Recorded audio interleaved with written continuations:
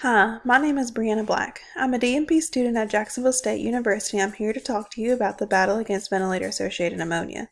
I chose ventilator-associated pneumonia as my topic of discussion because it's a persistent problem in the critical care setting. However, with the right guidance, I believe that it's an issue that can be eradicated. Here is the table of content. So what is VAP?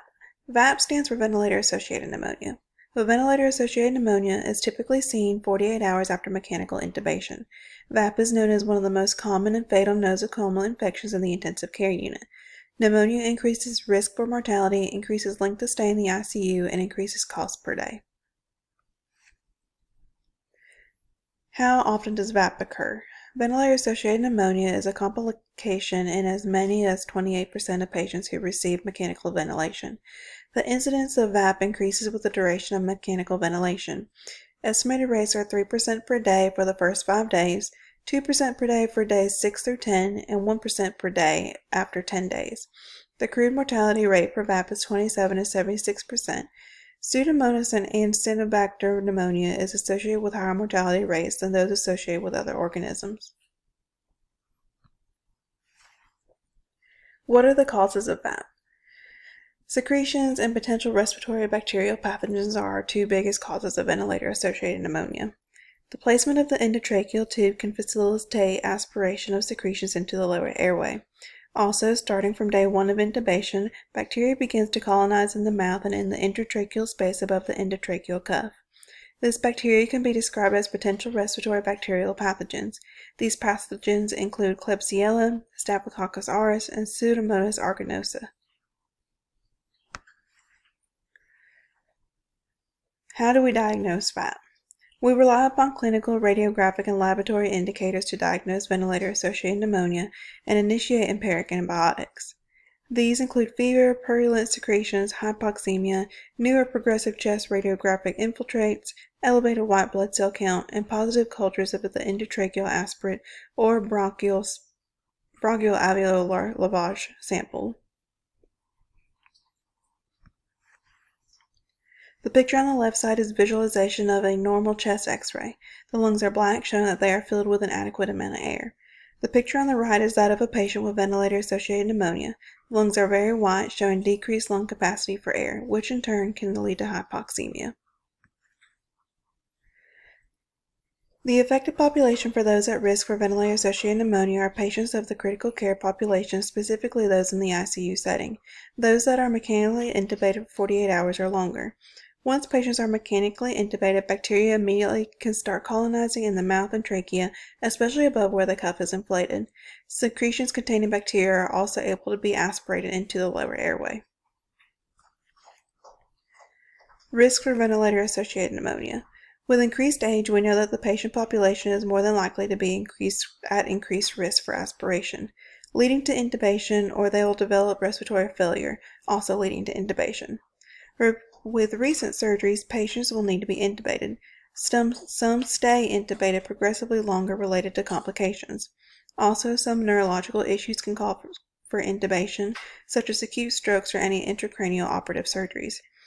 Of course, in cardiovascular failure, it's always important to protect the airway and maintain a patent airway with intubation. Non-pharmacological interventions. When it comes to non-pharmacological interventions to reduce the risk of ventilator-associated pneumonia, there are a few key factors that can be done. Positioning is the first key factor. Keeping the head of the bed elevated to 30 degrees or higher reduces the risk for aspiration into the lower airway. Suctioning is also important to remove the extra secretions that can colonize bacteria and likely be aspirated into the lower airway if not removed. It's best to use a closed inline suction versus opening up the system to suction. Lastly is frequent oral care.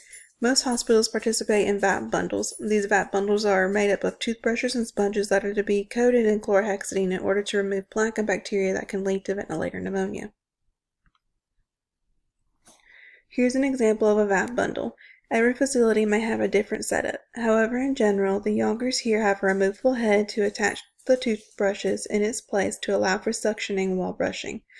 Each toothbrush can be saturated in chlorhexidine mouthwash to, as seen in the right picture, remove bacteria and plaque. Pharmacological interventions. Proton pump inhibitors and histamine 2 receptor antagonists are great for reducing gastric acid production, leading to a decreased risk for aspiration of stomach content while intubated. They also help prevent gastric stress ulcers while intubated. Antibiotics are also pertinent in the treatment of VAP. Typically, a patient will be placed on 2 antibiotics for 7-day treatment. The idea of 2 antibiotics is to cover both gram-negative and anaerobic bacteria until cultures come back to specifically determine which bacteria has grown. From there, antibiotics can be revised to a specific bacteria. Commonly used antibiotics, H2 antagonists, and PPIs are ranitidine and pantoprazole as the most common histamine antagonist and proton pump inhibitor to be prescribed for ventilator-associated pneumonia, while levofloxacin, ampicillin, and ceftriaxone are the top 3 contenders when treating antibiotics. Results of VAP bundles.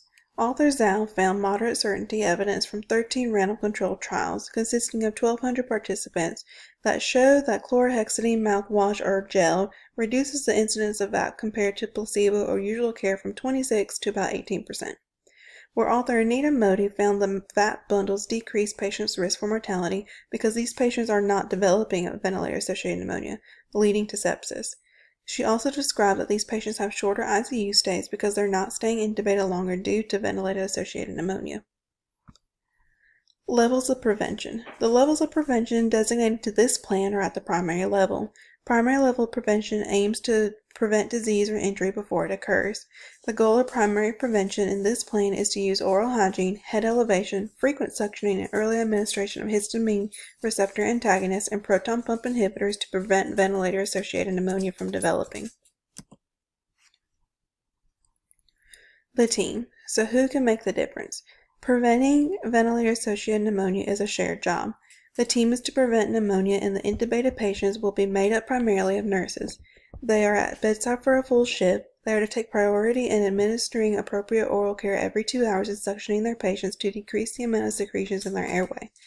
However, this is a shared job of the respiratory therapist as well.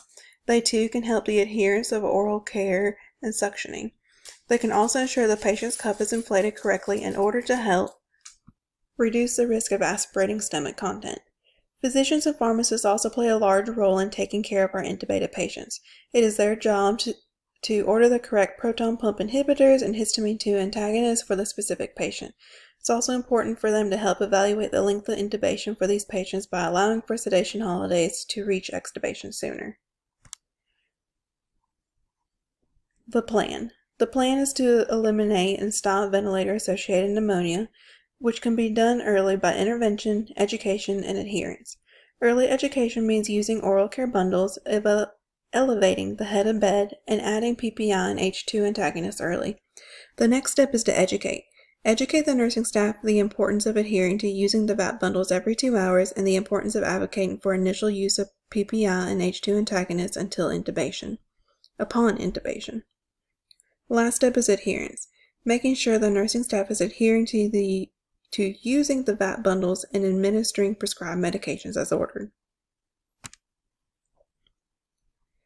Education. Education is the first step in the process of preventing ventilator-associated pneumonia. First, we need to educate our respiratory and nursing staff on VAP bundles, how to use them appropriately, and that they are to be used every 2 hours once intubated. This can be done through both a written flyer and also a hands-on demonstration on how to use the VAP bundles appropriately. Specific charting to show that oral care was provided will need to be charted as well. It'll be important to show the nurses how to properly document their oral care administration. It's also important to educate them on the importance of keeping the head of bed elevated 30 degrees or higher to reduce the risk of aspiration into the lower respiratory tract. We need to educate both physicians and nurses on the early use of proton pump inhibitors and histamine 2 receptor antagonists once the patient is intubated. This is important to decrease the gastric acidity if aspirated and also reduce the risk of stress ulcer development while intubated. Lastly, the signs and symptoms to be reported are important to pay attention to as well. Some of the signs and symptoms that need to be watched for are fever, increase in thick dark secretions, or increased opacities on chest x-rays. It's important that these signs be notified to a physician in order to quickly prescribe the correct antibiotic therapy. Early intervention. With primary prevention, it's important to intervene early. With that being said, oral care on a newly intubated patient should be immediately after intubation every 2 hours following.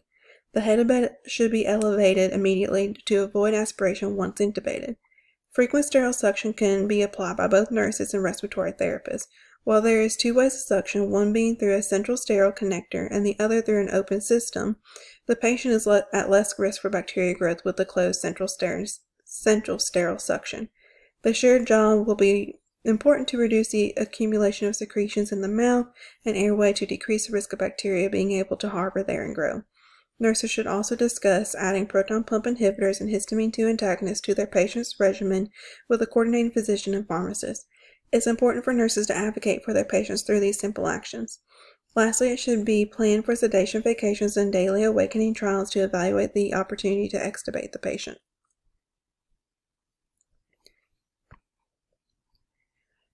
Picture A shows what an open sterile suction kit will look like. From here, you would disconnect the ventilator from the patient and insert the suction tubing into the endotracheal tube.